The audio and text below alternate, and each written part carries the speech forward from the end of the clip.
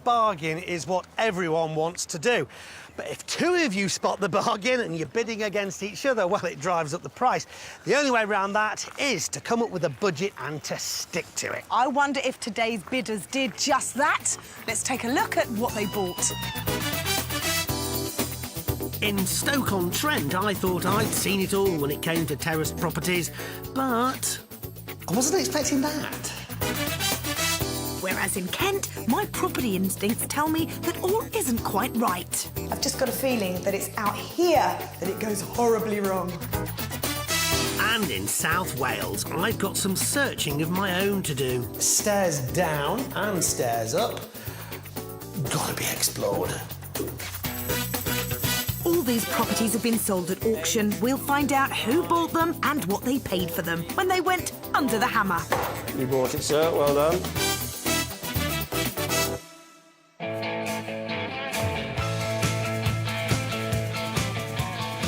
Terraced properties. Over the years, I have visited literally hundreds for the show. 2 bedrooms, 3 bedrooms, good, solid family homes, and the bedrock of the British property stock.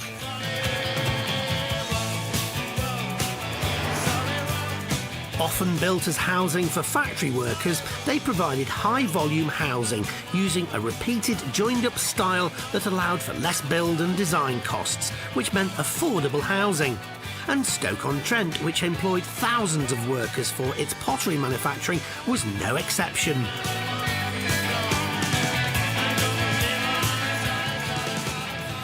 So, terrace property, terrace property, terrace property, gap, terrace property, not terrace property. That's kind of interesting because you'd expect that to continue, but no. This big cream building is the property that was up for auction, and a terrace property of standard proportions it is not. Hinted at by the guide price, £115,000 plus. Let's take a look.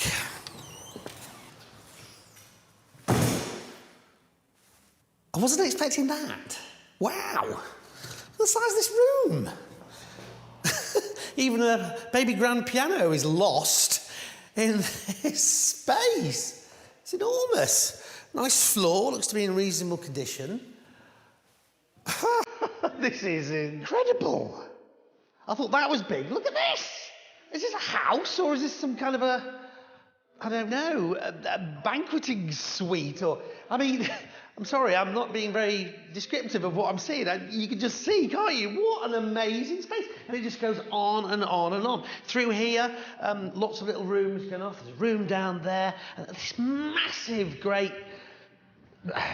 leisure centre complex, conference centre. The building does seem to be in pretty good condition. Oh, wow. So it continues. Look at this kitchen. It's almost like I've been shrunk, like I'm in Alice in Wonderland or something, and I'm very small, and the house is disproportionately big. It almost belies belief. But it's true. Wow. At a guess, and an educated one given my experience of them, I think this one big building must have been 3 terraces originally. While downstairs is all about big open spaces, the opposite is true of upstairs with a warren of small rooms.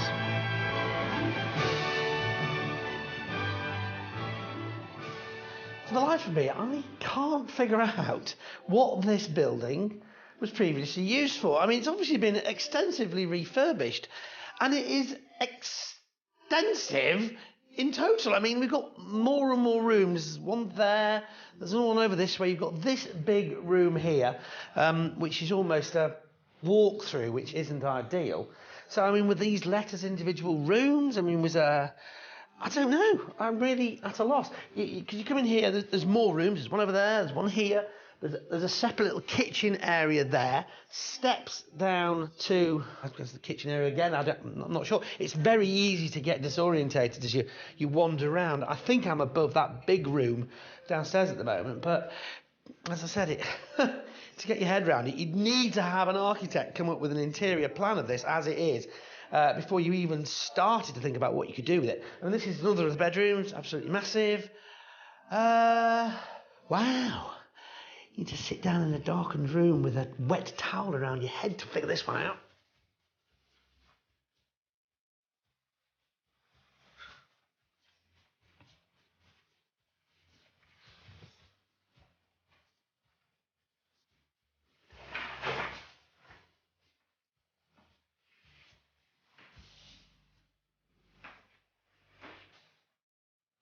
Yes, it's all rather confusing. It seems my much-loved terrace has been converted into one property with, wait for it, 7 bedrooms, 5 living rooms, 2 kitchens, 2 bathrooms, and just loads of general rooms.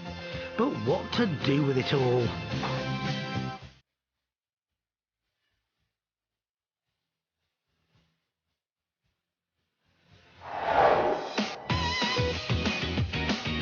Time, I think, to get some advice from a local property expert.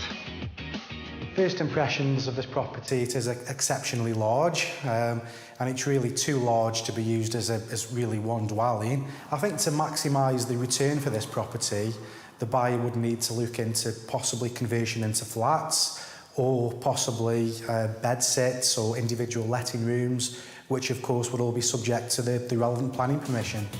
I think the agent is spot on. Too big as one house, but at that guide price of $115,000, that flat idea could be very attractive. So what kind of money could they make? I would anticipate 1-bedroom flats in this area would be in the region of £50,000. Possibly 2 beds, you could be closer to the £60,000 mark. OK, assuming you could get a maximum of 6 one-bed flats, that would mean a total sale price of £300,000. Minus the auction price paid and the conversion costs, there's still room for a healthy profit here. But would rental in some form or other be an option worth considering? I think if you was going to rent it as individual rooms, you'd possibly be looking around £250 per calendar month per room. I would anticipate rental income for 1-bedroom flats to be in the region of £350 per calendar month, and 2 bedrooms possibly between £400 and £425 per calendar month. Well, it's an intriguing property for sure that could be a potentially lucrative venture for someone. But that someone's going to need a lot of money and quite a bit of imagination to take this on. Let's find out who bought it when it went under the hammer. Lot 91 is substantial corner terrace building, large accommodation, lots of rooms. So we say 115 then. Lot 91. 115 back left at £115,000. 120 going to say now, £120,000.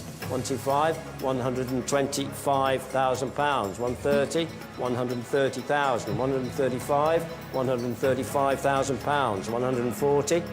No, then 135,000 by the door. 136 anywhere else. 136 seated. 137, 138.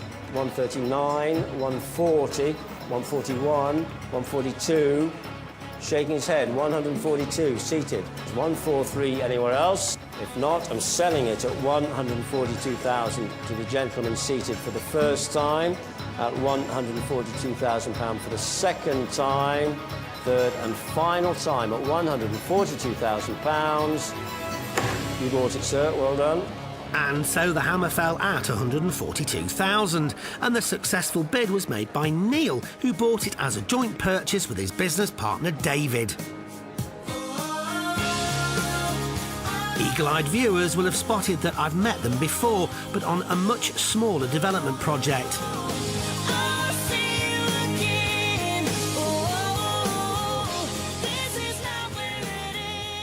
Neil, David, good to see you both. Nice again. To see you. Yeah. Welcome to the Palace Ballroom. Yeah, it feels that way, doesn't it? Yes. So, welcome back to the show. How did the last project go before we get onto this one? Went really well. Nice, straightforward project. Right. Simple terraced house. I say it's simple. He does the work, I don't. So it's easy for me. But yeah, it went well. Tenants moved in the day after you moved out, and they're still there. Result. So, what about this place then? Yeah, it's big, isn't it? Why did you want to buy it? Simply the sheer size of the property made it an attractive option. OK, so what are you going to do with it then?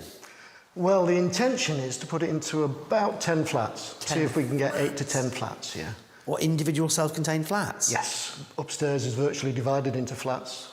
It's just sorting out the downstairs.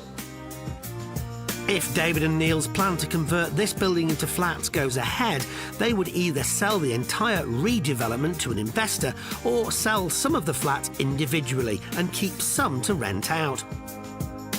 But whatever route they choose, it's all dependent on planning permission being granted. We spoke to the planning department before we bought the building. They gave us an indication of what they would want. In theory, it works. So we've obviously got to put the formal application in and just check that there's no hidden problems. But in theory, it works? Yeah, yeah. What about parking? Because it's on bus routes into the centre, they were quite comfortable with that. There's no city centre development or town centre development, so it's not doesn't come under those constraints of each flat having a parking space. So how would the 10 flats work layout-wise? Well, there's 2 staircases into the building. There's 3 front doors. Potentially the front door, which is right in the centre, will serve 2 flats on the ground floor.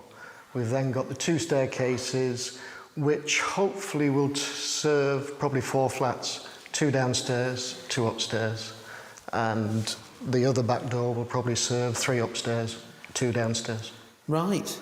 This area here, it'll be split into 2 flats. There's another flat at the front there, there's another flat round the corner, and we should be able to squeeze another flat in next door. Right. What kind of cost do you think there would be involved in creating 10 flats? I think I'm looking at, or we're looking at roughly around 200,000. £200,000 spent along with their £142,000 purchase price will commit them to a spend of £342,000. But with the local property expert valuing 1-bed flats around £50,000, 10 of those could bring in a cool £500,000, and that would see a rather nice profit. And David is hoping, planning permission notwithstanding, his team of builders could turn this around in just 4 months. And remind me how it's divvied out between you two. What do you do, both of you? You're the building side of things, aren't you? I get involved with what happens on site, yes. And you swan around in the office? pretty much turn up every 3 weeks play to golf and check things are going on. No, I play the golf. You play I play the golf. Much better than me. My job's, I'm an independent financial advisor. So during my day job, I'm helping people look after their money. And in the evenings, I sort out the properties and do the research on the internet, talk to the agents, do that side and leave the practical stuff to David. Right. Obviously, the relationship is working well. Yeah, it's been working for 2.5 years now, so haven't fallen out yet. Right. Well, I mean, congratulations, and really excited to see how it all turns out. Thank you very much. Good to see you again. Cheers. Well, it seems the history of this place is largely irrelevant. Neil and Dave seem to have found themselves a real gold mine here, and if they get that planning permission for 10 flats, lots of money to be made. Will they? Or won't they? You can find out later in the show. Never mind potential gold mines in Stoke. I've gone to a location where I'm hoping I might find a real gem. I'm in Whitstable on the beautiful Kent coast. It's a much sought-after area with good transport links to the capital, making properties very much in demand. Also in demand is Whitstable's most famous seafood, which it's been exporting since Roman times. You're not the only oyster in the stew, not the only tea leaf in the tea. 5 minutes is all it takes to walk from the beach to the property. So you can hide from the tourists, but a blast of the sea air, well, it's literally a stone's throw away, which is perfect. And the outlook is pretty good too. You've got this extremely pleasant green right here, and while it might not be sea views from the windows, your view is fantastic. Now, the house itself is this. It's a 2-bedroom terrace. It had a guide price of 110 to 115,000. I am going to check it out. The properties surrounding the green are mainly semi-detached or terraced, with an average price of around £148,000, making the area one of the cheapest places to live in Whitstable, providing you can find one that suits you. You're the only one for me. When you walk in, the first thing that you realise is it's incredibly small. It's got a cottage-like feeling to it. But what I love is the fact that there is a certain amount of charm and character. A really nice sitting room through there. You've got picture rails, really wide floorboards. I mean, look at these lovely doors with the handles. Another reception room through here. Or very small kitchen. Look how disappointing this is. But you know what I'm going to say, because I always say it on this programme, you can take this wall out. You've got to take this wall out, because then you'll have a really fabulous kitchen, lovely dining table. You could even close this doorway up here, use this bit of space. And look, you've got so much character. These little cupboards here, really, really nice. I think I would keep that. So it's dinky, it's delightful. I've just got a feeling that it's out here that it goes horribly wrong. Yes, it gets interesting, doesn't it? Bit of a lean-to situation, and as I thought, that's the bathroom. I mean, really, are you going to have a bath in there? I don't think so. And typically, as you would expect in a property like this, the outside loo. Just close that door. It's not really working, but once you're outside, you can see, oh, it's such a pretty little garden. I mean, this really is fantastic. You've got loads of space there. So I'm thinking, judging by what they've done next door, because there you go, the neighbour's wall comes right the way out to here, you could have a nice big extension. You could go right the way up, get an extra bedroom, a bathroom upstairs. That really, really would make this little property so much more worthwhile. But what you've got to really think about is, do the figures stack up? An extension like this could create approximately half as much floor space as the original house. Apart from the cash, you wouldn't be sacrificing much. There would still be loads of garden, you wouldn't have to cut quite as much grass, and the first floor bathroom would really add value. So let's see what the top floor has in store as it stands. Well, in the catalogue it says there are 2 bedrooms up here. Yes, 1, 2, more like a half size. I mean, this is incredibly small. Can you call this a bedroom? Would anybody want to sleep in here? Can you even fit a single bed along? I mean, you've got the eaves coming out this way. You've got a sort of boxy thing stuck there. You probably could try and get rid of that, but it's tiny. Although you do have a lovely little view of the green through that window, but that's if you can clamber over your bed and all the bits and pieces in between. I'm being positive. Look, I'm not saying this couldn't be a nice space, or a kind of nice, not much space. Bedroom number 2 next door is a much better size, but not so big that you could steal a bit of space from here to give to next door. You could look to open up the eaves in here and maybe think of installing a dormer at the back, if you didn't want to do the full extension, that is. This house is challenging. The kitchen's tiny, but not as small as that bedroom. And the bathroom and toilet are basically out in the lean-to conservatory. But it's also cute and quirky. But will cuteness cut it at a guide price of $110,000 to $115,000? We asked along a local estate agent for her opinion. First impressions of the property are it's a lovely place and a brilliant location. Definitely a project, but keeping the original features will definitely kind of give it the appeal should the buyer want to sell it on. I don't think it would be worth extending the property because I don't think you'd gain that much more money on top of it. But again, maybe putting in roof lights to make it seem more light and airy, just giving the appearance of more space. The agent doesn't think an extension would be worthwhile. So what could this cottage be worth without one? If the property was done up to a very, very good standard, you'd be looking at possibly around about the £225,000 mark. A property like this could achieve £750 to £800 per calendar month for rent. I think Whitstable is wonderful, full of charm and character, with a lovely coastline. It really is a perfect place to while away a weekend.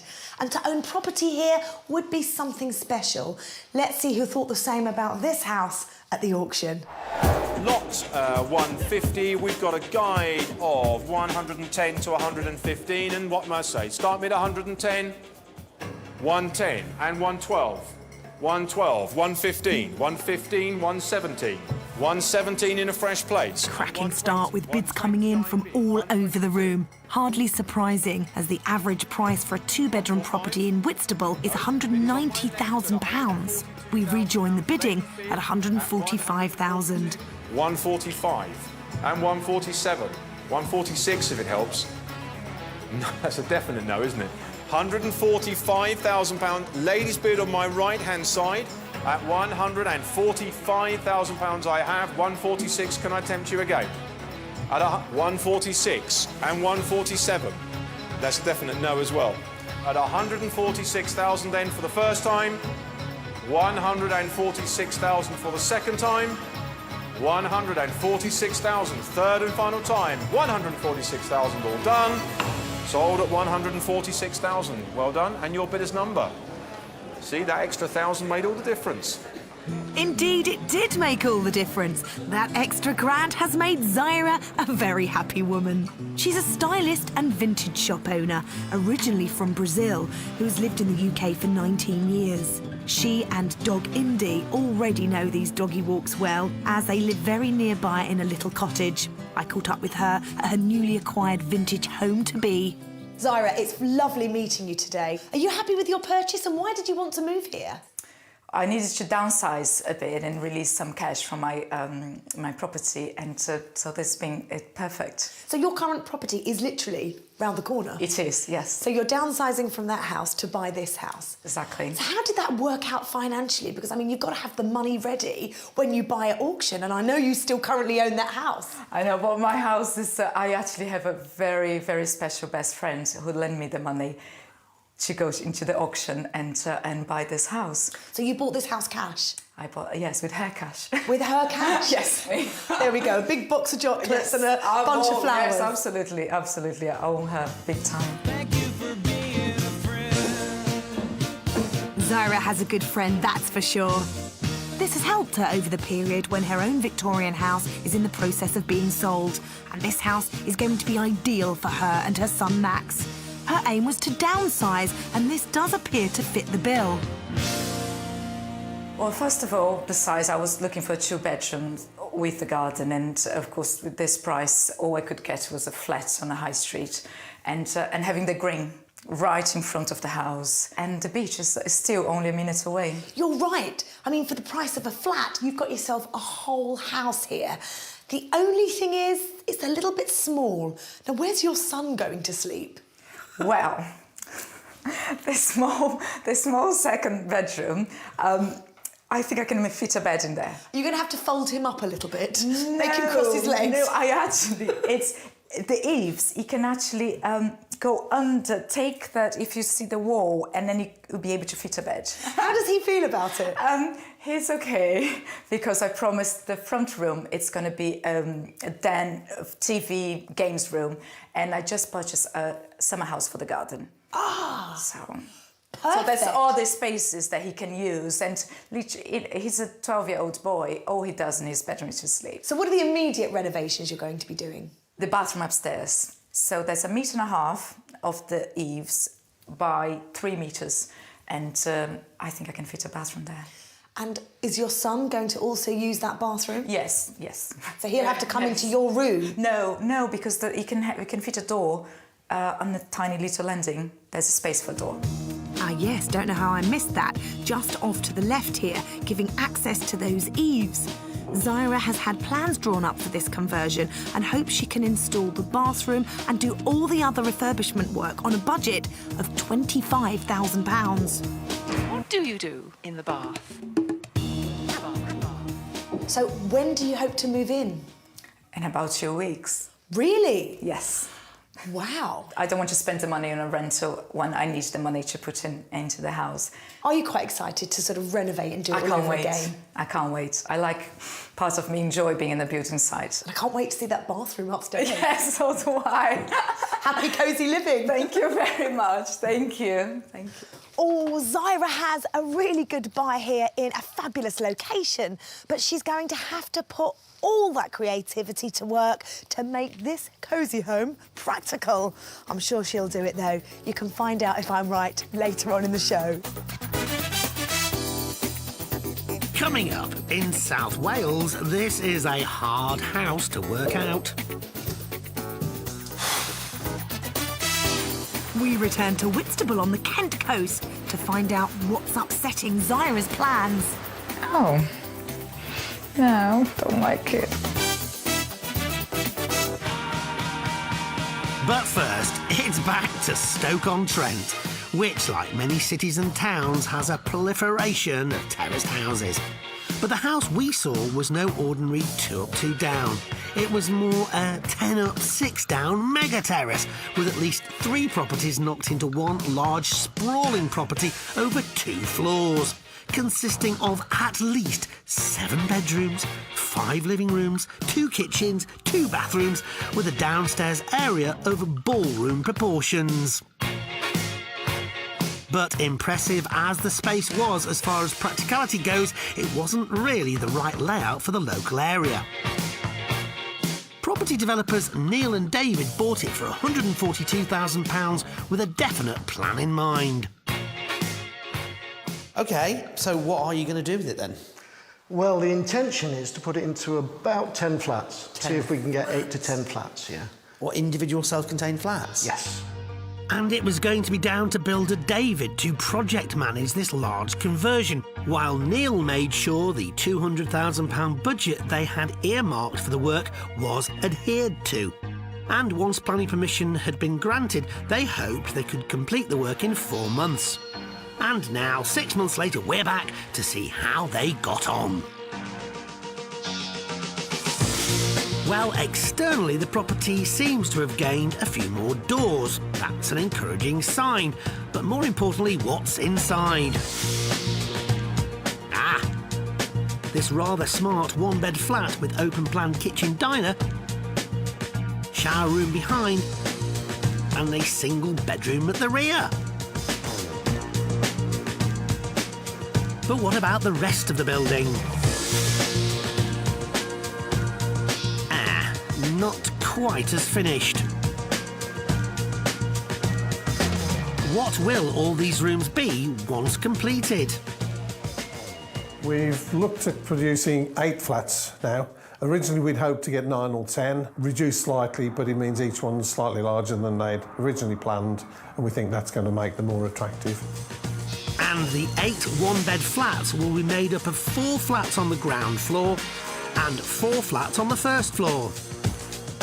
And there'll be 5 entrances and 2 stairwells. So presently, what stage are the flats at? Basically, there's 1 flat which is completely finished. We've then got 2 flats which are ready for decoration. We've got 1 more flat which is ready for second fix joinery, and then we've got 3 more flats which are ready for petition work going up, stud work going up. That's going to be complete in the next 3 or 4 weeks.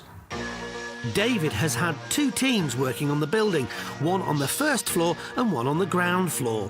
And then a team was going round doing all the second fix work. So have there been any major problems? The biggest job was we've had a new gable wall built at the far end of the building because the old one was falling down.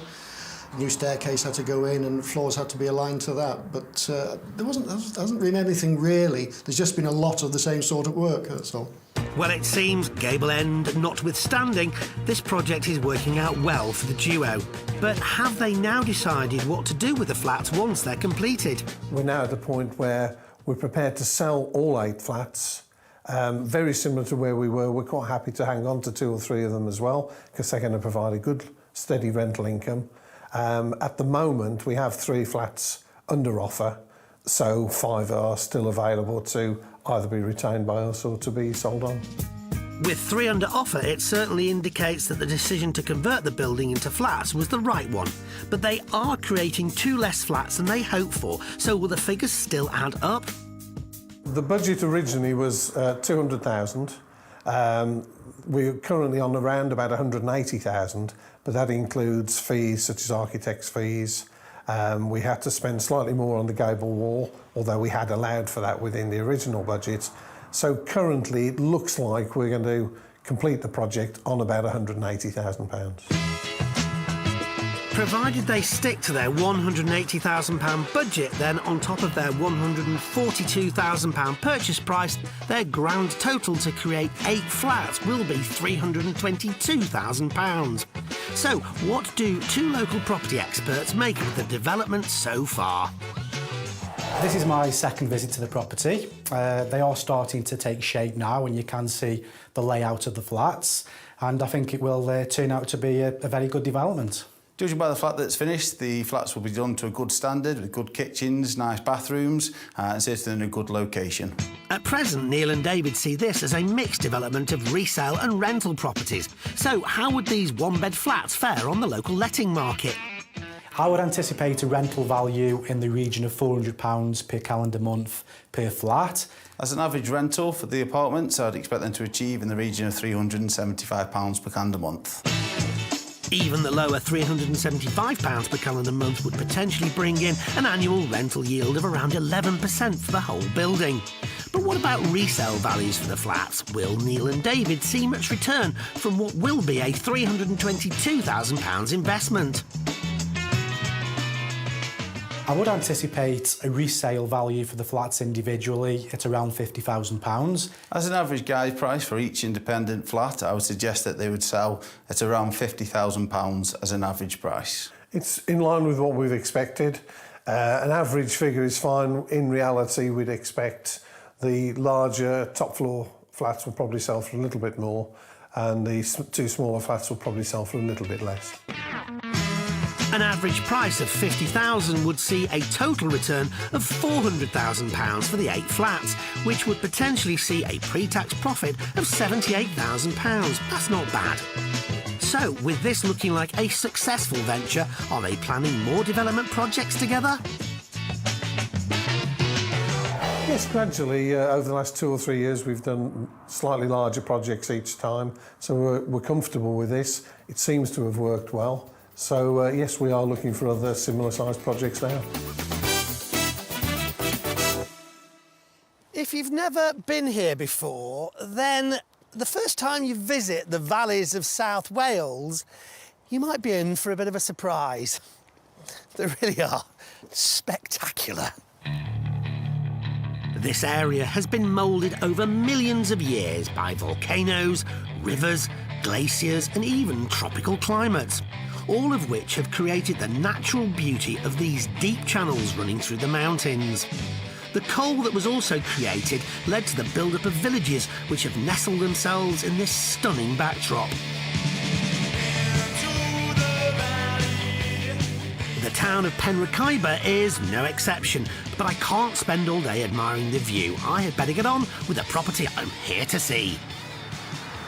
So, what was up for grabs at the auction? Well, a 2-bedroomed mid-terrace had a guide price of £23,000 plus.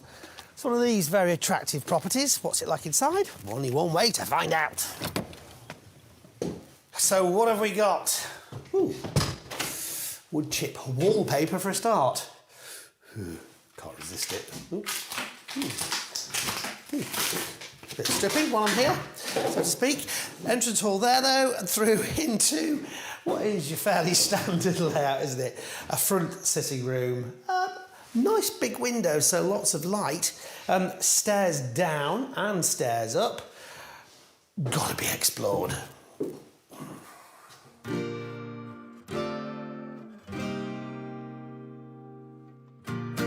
First stop on the tour, the bathroom on the same floor as the living room.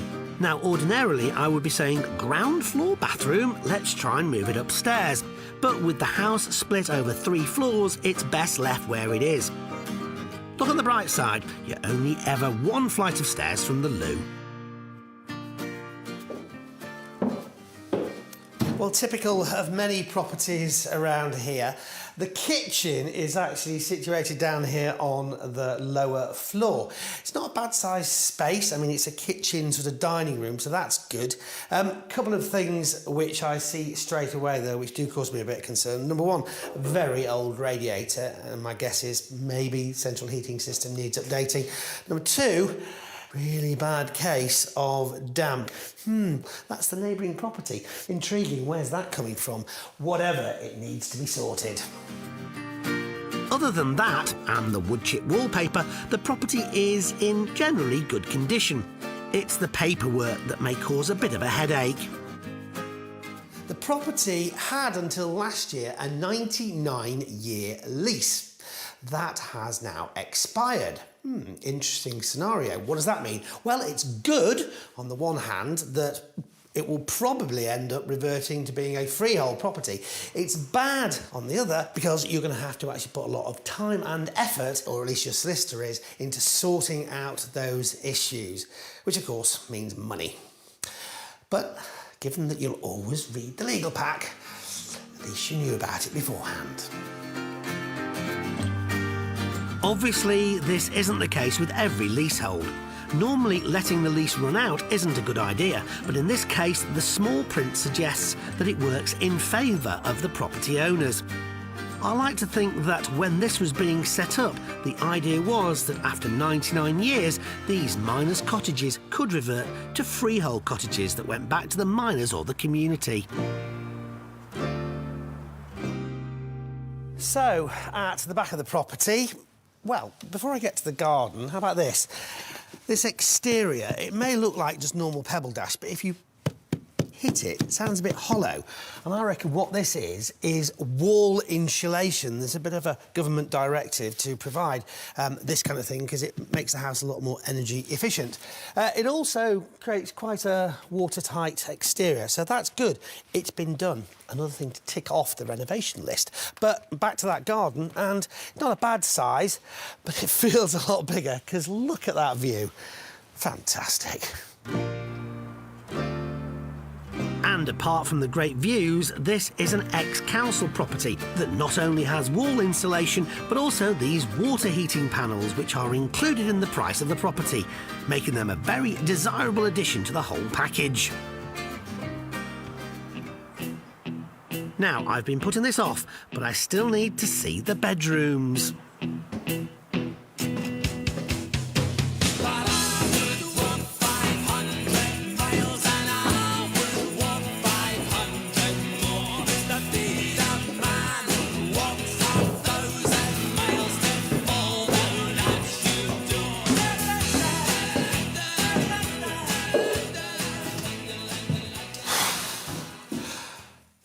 Well, I've done about 500 miles. It feels like 500 steps. But when you get up here, what do you find? Well, actually, two decent-sized bedrooms. The back one there, fantastic views over the hills. And the front one here, well, look at it. Much bigger than you expect from the size of the property on the outside. So it just tops off what is already a pretty respectable little property. While I get my breath back, let's find out what potential a local property expert sees in this 3-storey, 2-bed terraced house.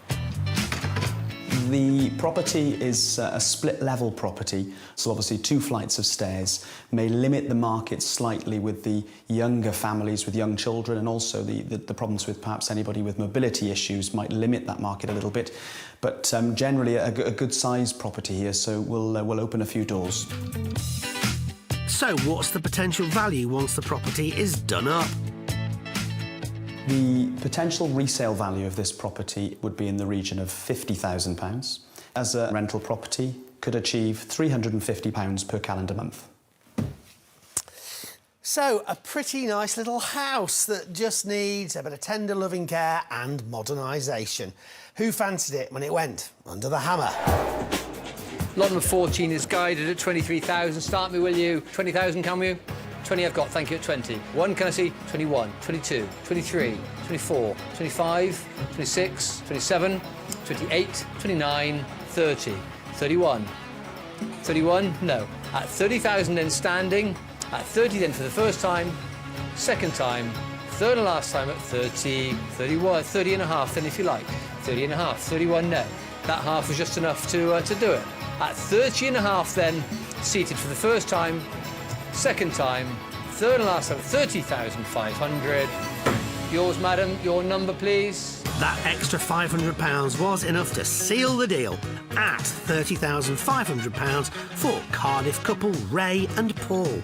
Having recently left the army, Paul has started up a property maintenance business. However, it wasn't just the price that had attracted them to the area.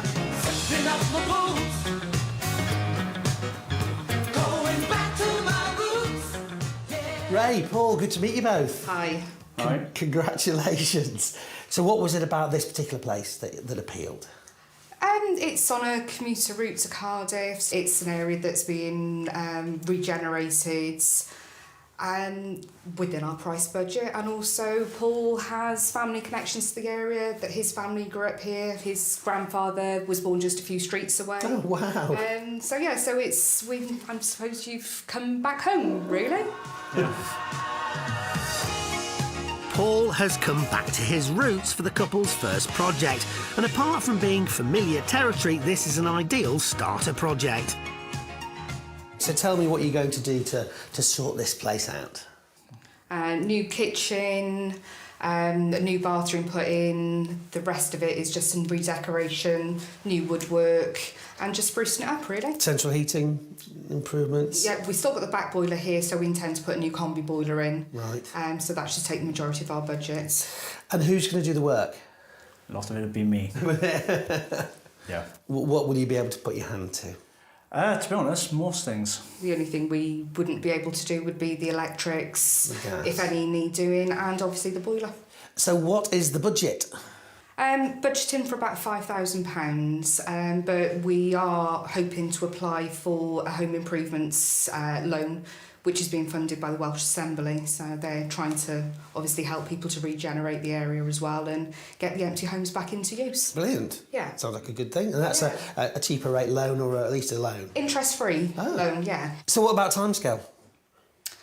We're hoping 3 to 4 months. It's all going to be on your back. So Oh, yes. Can you do it in that time? Well, I don't see why I can't. with a bit of help, we've got fantastic parents, and hopefully they can help with some childcare, which will help me to come up and give them a hand, really. Well, listen, congratulations. Good luck with it. Thank you very much. Look forward to seeing how you get on. So, Ray and Paul choosing a place with family ties for their first property investment venture. How will they get along with that budget and that timescale? You can find out later in the show. We've seen how one of our buyers tackled their project. What about the other two? Did everything go according to plan? Martin, have some faith. Oh, all right, let's find out. Tucked away on the Kent coastline is the pretty fishing town of Whitstable, and it's here that we cast our property nets and came up with a 2-bed new-style cottage overlooking a pleasant green. It was just 5 minutes' walk from the sea. So the all-important location was good, but the property... Well, how would I describe it? Small? Compact?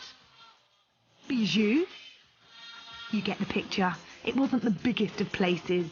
And the layout wasn't fantastic either, with a downstairs bathroom that was off the kitchen, in a lean-to of all places. Come in, have a look at that. I mean, really? Are you going to have a bath in there? I don't think so. But actually, despite all its faults, it had a certain charm and character. It was bought for £146,000 by Brazilian-born Zaira as a new home for her and her 12-year-old son, Max. Not forgetting the dog, Indy, of course. The only problem with this property is it's very small. Where's your son intending to sleep? Well, the small second bedroom, I think I can fit a bed in there.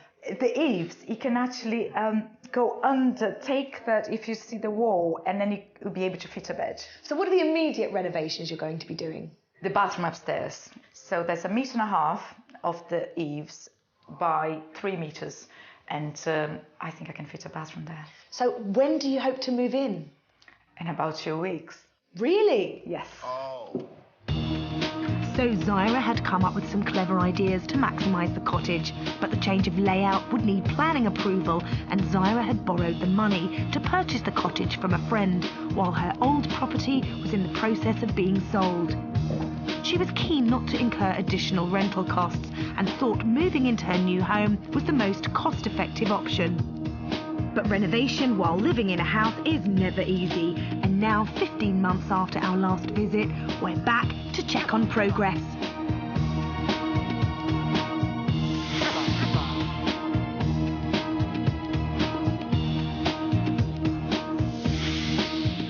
A summer house has appeared in a rejuvenated garden space that should give them a bit more room. But what about inside?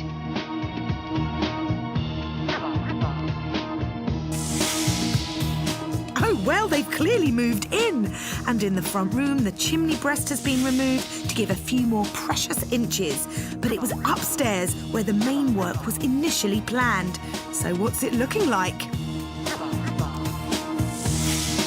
Well, the master bedroom... well, it's got a bed in it. And the really small bedroom that was for 12-year-old Max. Oh, well, that's looking a whole lot better. And a little bigger. Well, this room was a bit of a challenge. It was very, very tiny, and to begin with, we couldn't even fit a single bed in here. So the way around was to get the eaves pushed back, and now we can fit a nice size single bed in there. And then this side, again, had a wall here, which was empty over the stairs. Again, push it back, and it's going to be fitted with shelving and so clothes storage and books for my son. Zyra has made some progress up here, but the main task was to make room for a bathroom under the eaves. So what happened to that?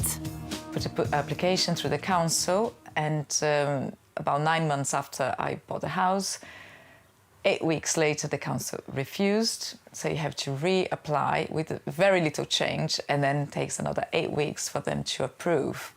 So that just happened a few weeks ago. Well, finally then, Zyra has got the green light to go ahead with an upstairs bathroom. But what's it been like, living in a house that you're still working on? I think the major problem is the bathroom's not very nice. So we had to, spend a lot of time at a friend's house. We go for a visit and stay for a shower. And the kitchen as well. You can't really bake anything. It has to be a dish with two-place dish. Well, I don't envy Zyra that she's still got most of the major work ahead of her. I'm going to knock down the smaller kitchen with the dining room and make into a bigger kitchen diner room. And we haven't done that yet. It's a lot of mess, and because I live in a property, we're kind of waiting to be all the same week where the bathroom and the kitchen get done. I can stay with friends for a few days and Zoe in one go. Otherwise, it's very hard for us to cope. She's also hoping once the bathroom and kitchen are finished to put a conservatory on the back of the house, replacing that rather sorry lean-to. But all her plans are dependent on money, and the key to her finances was selling her old house in Whitstable. I put my house on the market immediately, sold in about a few weeks, and then took about a month and a half for the money to go through. And so that's when I paid my friend. So with one debt repaid, how much is she looking to spend on the cottage to get it how she wants? My original budget was 25,000. I think, of course, I haven't finished the house yet, so hopefully I will stick to it, give or take a few thousand. A £25,000 budget on top of her £146,000 purchase price will take Zyra's spend to £171,000. So will all the dust and disruption be worth it in the end? What do two local estate agents think? At the moment, it doesn't really provide what people will want from a modern house. The bathroom's very small, the kitchen's very small, but certainly there are things you could do to overcome that. Garden's very nice, position's good, looking across the green, and the cottage style is very popular in Whitstable, so it has got potential there. Obviously, the cottage is far from finished, and in particular, there is the upstairs bathroom to install and improvements to the kitchen. But what might the value of the house be once she's done her £25,000 worth of work? I think the property could achieve somewhere in the region of £225,000. If it was renovated, allowing for the slight alteration upstairs with the bathroom, then I'd suggest a figure of £220,000 to £225,000. So potentially a pre-tax profit of between £49,000 and £54,000, minus the usual taxes and expenses. But what does Zyra think about the valuation figures? Oh, no, don't like it. I would think if it was completely done, I probably would get more. Yes, well, it's difficult really to judge the true value of the cottage at this stage. And anyway, Zyra isn't looking to sell anytime soon. But despite the upheaval, would she be tempted to tackle any more property projects? If I was by myself, I would do it again sooner. But I have to wait for my son to go off to university, then I can do it again. Next up, we wave goodbye to Whitstable and whiz to Wales. Nestled in the valleys 20 miles north of Cardiff is the town of Penrhyn, and it was here that we came across a two-bed mid-terraced house with hidden depths. On the face of it, this was a conventional two-storey house, but get inside and things weren't quite what they appeared. Stairs down and stairs up. Gotta be explored. With the kitchen on the ground floor and the living room and bathroom at street level and 2 bedrooms upstairs, you needed to be a bit buff and have a lot of puff to make the most of it. Oof, I really do need to get back into training. With stunning views to the rear, good-sized garden and actually plenty of space, this house had a lot going for it. And it was bought at auction for £30,500 by Paul and Ray as the couple's first development project. So what was it about this particular place that appealed? It's on a commuter route to Cardiff, so close for people back and forth to work. And also Paul has family connections to the area, that his family grew up here. His grandfather was born just a few streets away. Oh, wow. I suppose you've come back home, really? Yeah. And the couple had a relatively small budget of £5,000 to £7,500 and a timescale of 3 to 4 months, with ex-army man Paul doing the majority of the refurbishment. And now, 7 months later, we're back to see if it's fit for inspection. OK, so eyes front, all looking good there. But let's go inside and work from the lower ground up, I think.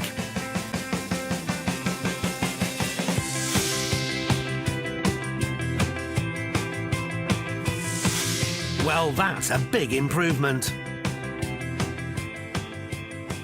In the kitchen, we took out the old dated units out, we put a more modern units in, put new flooring in, replaced the back door, which was damaged, and painted it. And moving up the house to the ground floor. In the living room, we took the wallpaper off and redecorated, carpeted throughout with some new radiators as well. And the bathroom on this floor has also been completely refurbished. So what about that final story? Going up to the top floor is completely repainted. I've had to replaster one of the walls. There's new radiators put in there, and it's been painted and decorated, and plus we've put new doors all around. So the place has been finished fantastically from top to bottom, or is that bottom to top? I'm not sure. But clearly there has been a lot of work.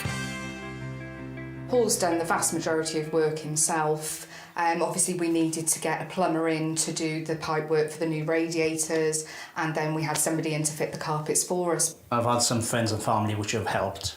Nearly all of this has been myself. There are some minor leak and damp issues that Paul and Ray need to resolve, but in essence the house is ready to go. What about that paperwork? And I don't mean the wood chip they had to tackle. When we first bought the house, there was a 99-year lease which had just literally expired on the property. That automatically reverted to a freehold, all to do with just control of the mining works below ground. But since that's now exhausted and no longer worked, they were happy to release it, so it's now fully freehold. Well, that's great, and just by getting the freehold, they should have added value to the house. But with Paul busy on other projects, their hoped-for 3 to 4 month timescale went out the window. So how's their budget looking? Initially, we budgeted £5,000 to £7,500. Due to the fact that Paul has done almost everything himself, we've managed to save on a lot of costs, and we've actually come in at about £3,000 without totting up everything on a calculator. A £3,000 spend is impressive, and added to their £30,500 purchase price, their first development project so far has cost them £33,500. And they've also decided to rent out the house rather than sell it on. So, is that the right decision? What do 2 local estate agents think? This is my second visit to the property. The property appears to have had a fairly successful redevelopment over the past month since the first visit. It's in a much better shape than the first time round here. It's a good standard of finish to the property. You know, you've got nice plastered walls and clean lines throughout. Well, they do seem to have picked this house right, but how is it working from an investment point of view? Having so far spent £33,500 on the property, what might it resell for? If it was to be put to the sales market to be competitive with other houses in the area, I would advise an asking price of £45,000. We put this property on the open market for £47,500 and look to achieve £45,000. Yeah, that's pretty much about the 45,000 mark for the area. A valuation of £45,000 would give a potential pre-tax profit of £11,500. But the resale market is slow in the local area. So Ray and Paul have now decided the letting market is more suited for the house. I would advise a rental in the region of £350 to £375 per calendar month. If the property was placed on the rental books, then we'd probably look in the region of £335 per calendar month. 335 is probably a little bit low, but we're quite confident that we could get 375. Even that lower £335 per calendar month rental figure would produce a healthy rental yield in the region of 12%. Not bad as a starting point. For our first, investment property, I'd say it's been an eye-opener and, a good learning curve. Yeah, we'd have no hesitations to do it again. This worked out really well so far. So from Martin and me, that's it. Yes, but join us next time for more stories from the auctions here on Homes Under the Hammer. Look forward to seeing you then. Goodbye. Goodbye.